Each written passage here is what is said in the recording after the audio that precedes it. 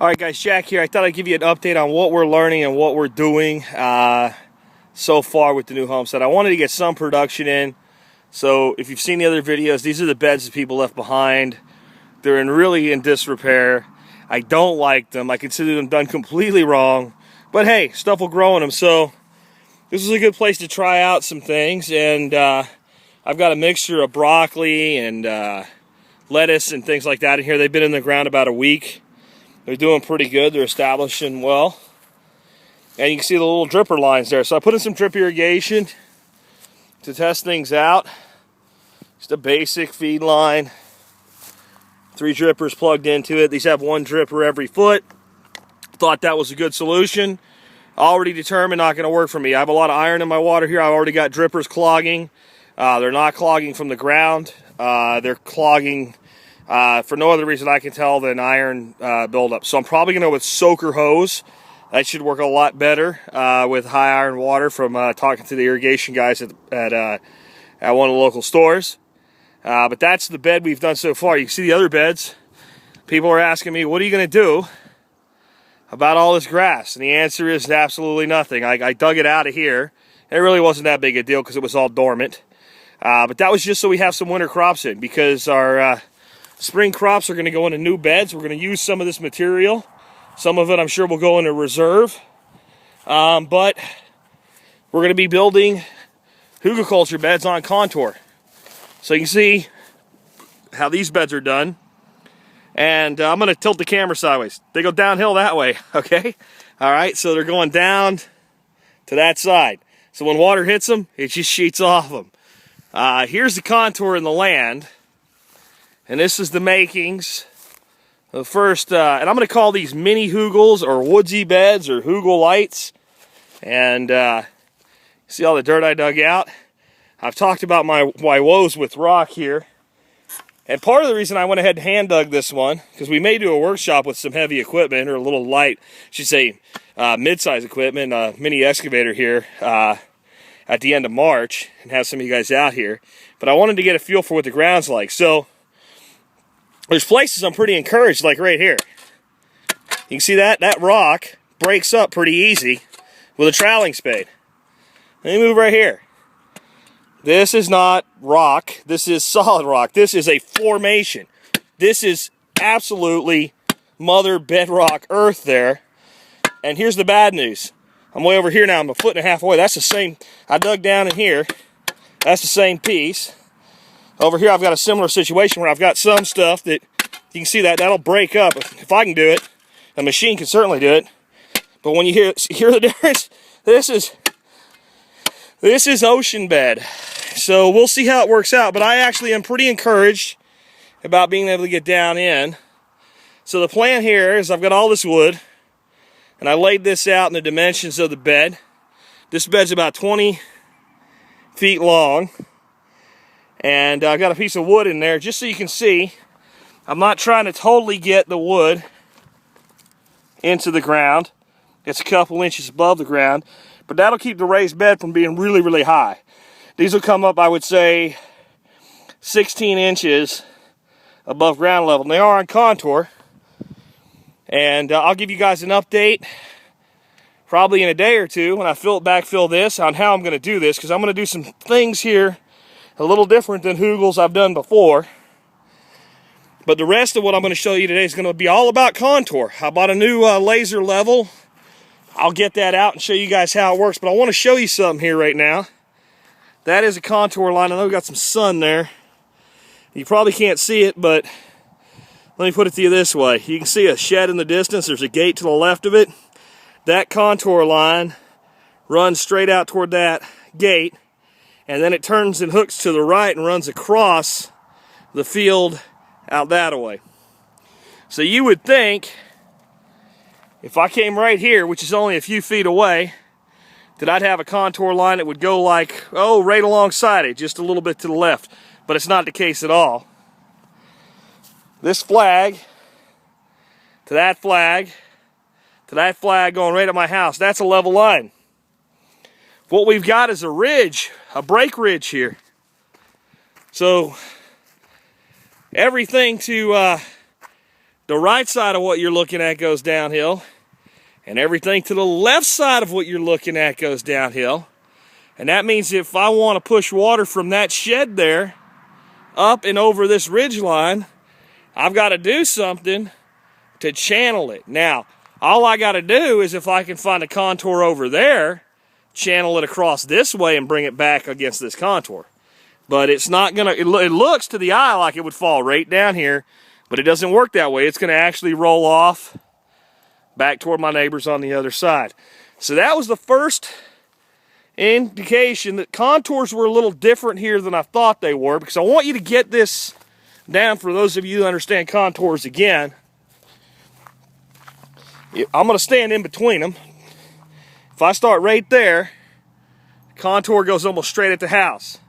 And I'm moving over here 6 feet, and that contour line goes from that flag through that bed I've built and heads off over toward that way. That's how divergent those two contours are. Will I show you some of the other things I found and tell you some of my thoughts so far about what we're going to be doing with the 1 acre pasture. Okay, I've relocated now. There's going to be some road noise, but I'm going to have the sun behind me so you should get less glare than what you saw before. But you see I got my main road right here. Right here is some hardball. There's an electrical substation, just a little electrical station right there. And the people that lived here before me planted some red tips to hide it. These are just a bush everybody uses for a hedge around here. You're just going to have to deal with the road noise for a moment. So I know I got a lot of water coming in here. If you come down here, you can see, like most people that own this place think water's a bad thing when there's too much of it. So they cut a ditch in by hand going down here. So we know that goes downhill that way. That's uphill that way mostly. So I was under the impression that I might come up here and get a contour. And looking at the land, I thought it might head right over there toward the house, and I had some interesting ideas of what I could do. And as I brought the A-frame level out, I had a lot of frustration. I got my laser level, and I started right here, and I couldn't really get anything going. There's like some hills and humps here, and I didn't have much distance to work with before I hit road or trees, or, you know, if you have a hump around a tree, it's going to throw your contour off. You got to get past it and find the main landform. So finally I got done with it, frustrated with it, and I figured out what my whole grief was. I came down here, right where this stake is where I started my first contour line. You can probably see stakes out there. Well, that's not where that contour line goes. Check this out. My high level contour line, this is about the highest point in the whole land, goes from here to there. See that stake? And then see Blackie over there? It turns that way, and it heads straight back at the road. So it's coming, see that stake there? It's coming down this way, and it bends back over here. So just again, to give you kind of a view of it, okay? There's your road out there. There's your main road. Here's your contour line. Comes here, and it hooks almost 90 degrees immediately that way. So I said, well, how long does this pattern retain itself? Because surely there's a break ridge line here somewhere. So I came here, and this is about, you see Max sitting there, this is about, I'd say 30 feet to the next contour line. And it's similar, but it starts to change. It's not as drastic. It goes from here, it goes out toward the house, and you can see the next stake. And it starts to turn up toward the road. You can see the stakes in the distance. So it comes out here, and then it turns. This is like a gentle slope, and then it turns almost 90 degrees right here, and then it cuts off and turns at an angle to the road. And I would say, if you can see the split tree out there, it's probably going to run, when it goes through my fence, right to about that split tree. Now the reason this is important is I'm trying to figure out how to drag roof water through one of these contours. It's not as easy as I thought it was going to be. So now let's come down here. Okay, so now I've dropped down a good 60 feet to the next contour, and I expected to see a change in the landform. You might be able to see way up there in the distance the stakes from the last one. There's that little outbuilding. So now we come from here, and again, if you want to get referenced, I pause the camera and move. The road's directly that way. House is over there. So I'm standing 90 degrees to the road. That first stake curves up a little bit, starts to go up, and this is the landform here. And it comes that way and it heads straight at that shed. You can see stake after stake. This is where it gets really interesting. We start thinking about what we can do with some swaling here. You'd think it almost would go straight at that shed. It doesn't. Nope. It turns right there. And when we go here, this fence, this little paddock fence is going to go away. I don't know if you can see it, but straight out ahead of me, there's a white flag right in front of that tree. There's like the closest tree you can see, almost dead center in the frame right now. There's a little white flag there. It's not an exact match to this contour because I shot it from where we started this video at, but it almost comes directly here. So this contour line is right here on this break. This is where it changes, just like it did before. Goes all the way over to those gardens that I'm working on. Now you start talking about pushing water through a landscape, that opens up some ideas. Let's come over here and see the next one. Now, you can probably even see with a camera, the slope is beginning to accelerate down to this poorly constructed attempt at a little mini pond down here. But everything changes here again. And we're going to get into some very interesting contours this time. All right. So we got a stake. We're another 50 feet down from the last contour line. You can see the last contour stakes up there. These stakes immediately turn uphill because we're at a much steeper. So we're going from, again, referencing the roads there, house is there, 90 degrees to the road. I start here, come this way, goes up the hill, goes almost as high as the last contour line. There's not that much drop. You can see from right here, I'm on my new contour, to right there, I've gone from being a good 50 feet away, being maybe 25 feet away. But this is the break line because there that contour gently goes that way. This contour, again, there's your road, there's your house and your outbuilding, begins to cut back that way. So it cuts much more drastically. You can see how it comes here. Give you a frame of reference. There's the outbuilding. So it's going decidedly away, and it runs right through the back side, the lower side of those gardens. So those two contour lines run parallel. The one that I showed you at the very beginning where I'm digging the bed, and this one, these portions run parallel. Down here, I've got white flags because I haven't replaced them with stakes yet.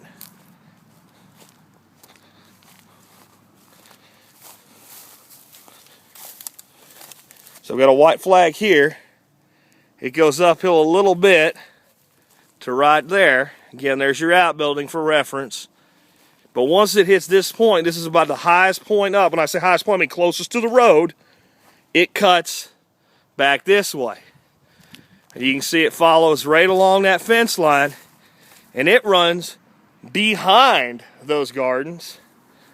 And then you can see this little pond thing they tried to build here actually did hold water. It rained the other day. It held water for 2 days.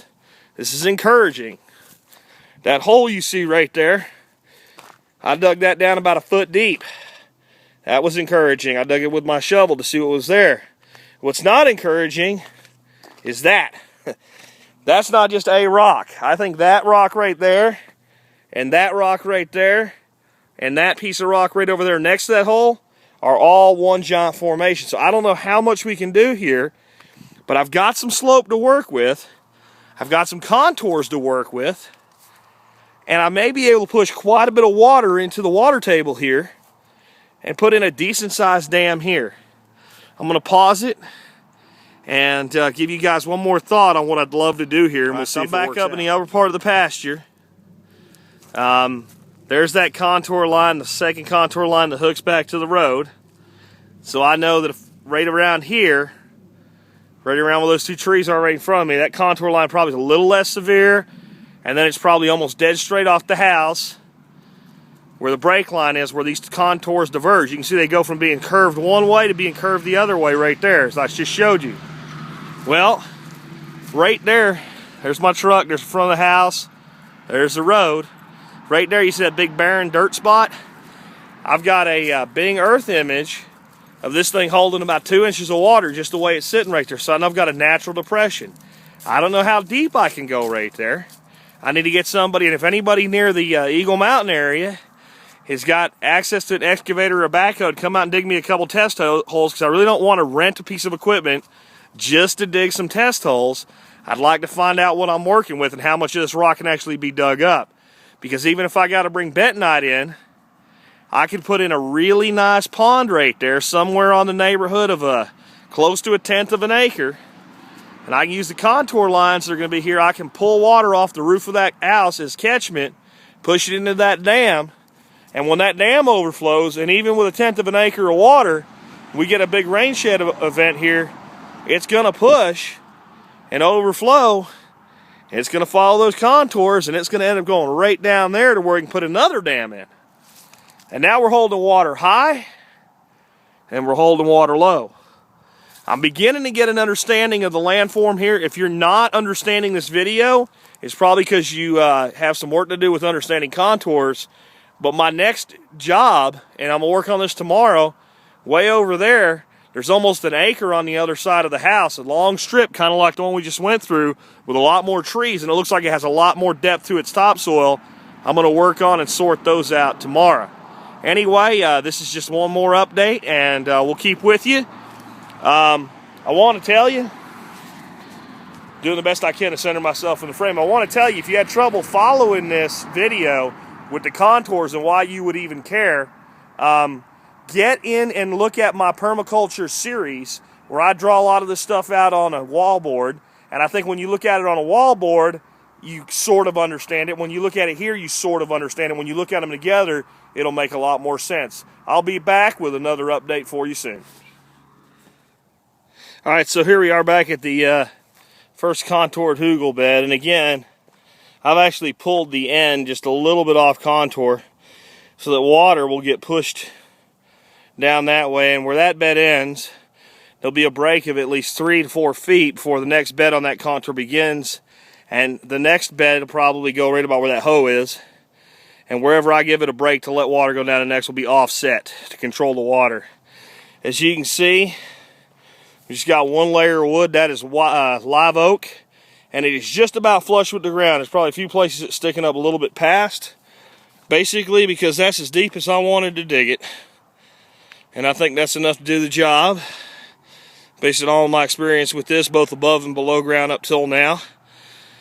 So what I'm going to do is, I've got a pretty big compost pile sitting way over there. You can probably see the fence. I'm going to bring 1 or 2 wheelbarrow fulls of compost down here and put a light layer of compost on top of the wood, because if the wood wants nitrogen and it wants biological activity, I'm just going to give it to it. I wouldn't say that's a requirement. I'm just going to do it because it's sitting right there and it's easy to do. The other thing I'm going to do, you guys keep asking me about using wood chips with hugelkultur. Well, there just happens to be a big old pile of half-rotted wood chips laying back here with some stuff growing in it. Well, see all that space between the wood? That usually gets filled in with dirt. I'm going to fill a little bit of it in with wood chips. I'm probably going to put a light layer of wood chips, and then a light layer of compost. And then I'm going to layer this stuff that came out of the hole back on it. And then I'm going to use material from these beds over here, mixed with compost, to round out the full dimensions of the beds. And that's the plan. And we'll check back with you. You see that right there, though? That is the Oregon Power Now electric chainsaw. The only demo I'm going to give it to of you today is just let you hear it. A little louder than an electric drill. You might wonder, is there such thing as a cordless chainsaw worth having? I believe it's this one. I'll give you a full review on it later. This is live oak, guys. Let me give you a scale to it. That's pretty big stuff. All of this was cut with that Oregon chainsaw. It's got a self-sharpening chain. It's pretty cool. And there's a pile of wood laying over there. And there's a bit more on the other side. That was all cut with about 1.5 charges. So I'm not going to tell you it's going to run all day. This is not for felling big timber or something. It's only a 14-inch saw.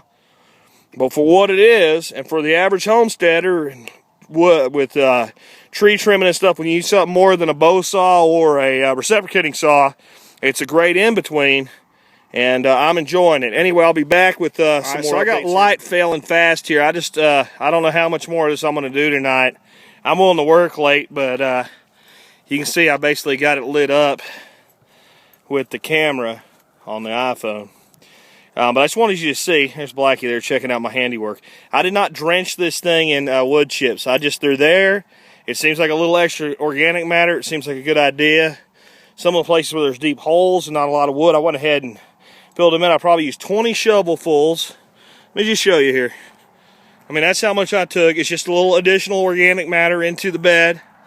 And if Blackie says it's okay and I can keep working, I'm going to go up there and bring about maybe 2 wheelbarrow loads, maybe 3 at the most, of compost down here, and put a good load of organic matter compost on top of that wood. This is not what Sepp Holster does. This is not what I'm saying you got to do.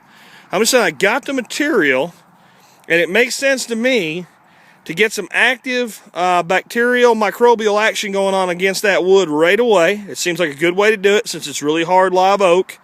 And I'm going to do that. And then again, this top layer here will go back on, and then we'll be using material. It's pretty good garden soil and a mixture of this and compost from these beds over here as we continue on. We'll probably be finishing up tomorrow.